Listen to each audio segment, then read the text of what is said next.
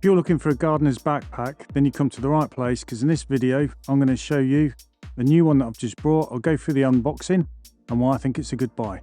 Keep watching. So once we've opened the box, what do we get inside? So it comes with the all important instructions. We also come with a 3-pin charger to run off your mains so you can charge your backpack. And then inside we've got the backpack itself. Now the backpack itself will come with its own hose attached. Attaches on the bottom of the backpack, runs out. You can have different connectors fitted on the end of the hose, but I've opted for none because what I put on there is not one of the choices that gardeners give you. It's a slick connector too. Now the backpack is designed so you can wear it on your back using these two straps here. Although most people won't use them that way, what we tend to do is take these straps off and put them on some kind of makeshift trolley, or just simply use the carrying handle above here and lug it about by hand. To remove the straps, it's quite straightforward. At the bottom here, all we do is slide them down to place them using this little clip here. It's quite simple. It just slips in on the clip underneath, and the weight of the backpack stops it coming off.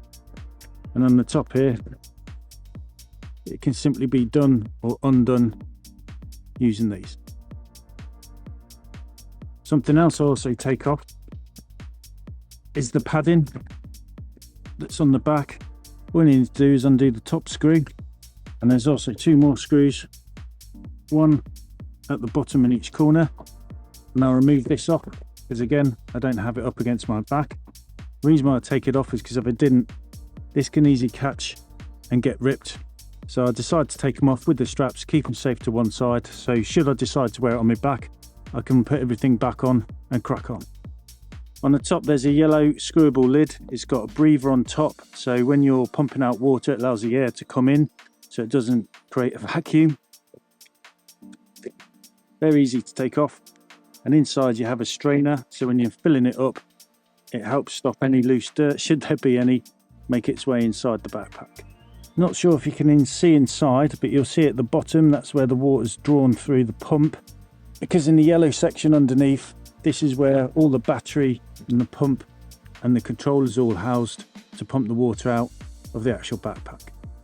On the opposite side to where the hose is, if I turn it round, we have the controls. Here we have the on-off switch.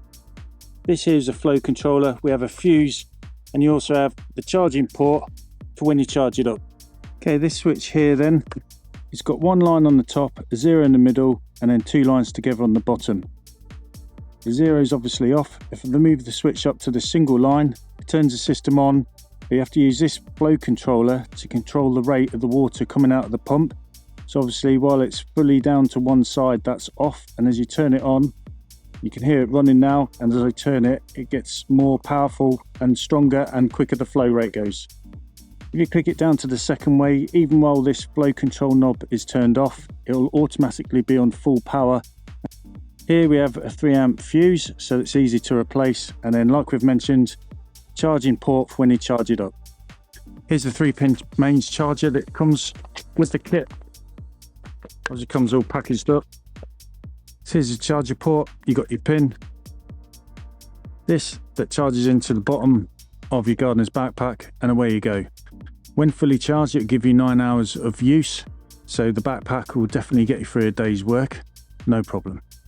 Okay, when charging, this illuminates red, and then when it's fully charged, it'll indicate a green light for you. We also get on the gardener's backpack is this voltmeter, so it'll tell you how much charge of the battery's in there for you, and you can keep your eye on it during the day. Now on the side of the gardener's backpack where you get the hose, you get some markings coming all the way up to the top. It goes up in 5 litre increments, so it starts at 5, 10, 15. When it gets to this point, it's marked with 20. If you go all up to the top, you'll fill up with 22 litres of water, maximum capacity. So why is a gardener's backpack good value for money? Well, another trolley system that I use and I do like is the X-Line 45 litre trolley. Obviously it holds double the water of the gardener's backpack, and it's on wheels. We find this really good. However, it is expensive when compared to something like the gardener's backpack. But then again, the 45 litre trolley uses pumps like these, exactly the same that's in the back of my vehicle, so they last for a long time. Whereas the gardener's backpack uses cheaper pumps like this one, But then again, on the other hand, these aren't going to last forever, maybe up to a year. But when they do, they're cheap and easy to replace. So it's still quite easy and cheap to maintain your gardener's backpack to keep you going, really. And talking of spare pumps, DA Components also do a version of this, what gardeners do. However, it is a chemical resistant pump. So that's something to think about if you're going to use things like biocide or even TFR, for example. Now, if you're going to buy a gardener's backpack, I'd probably say while you're there and buying yourself one, get some of these. I've got myself a spare fuse holder. I'd definitely get yourself a couple of these spare switches. If something goes on your gardener's backpack, it's either the pump or it's going to be the switch. The switch, that's the cheaper option to try first. So if you've got these at home on the shelf, it's a quick run home, swap in, swap out, get out, start earning money again. Another thing worth investing in as well is get yourself another charger, because if you think the charger's gone and you haven't got a spare one, you're going to have to wait 2 or 3 days for that to come through the post. Same thing again, get yourself some spare hose. That way, if you have to undo the gardener's backpack to get inside and cut some hose off, you've always got spare bits here to replace that.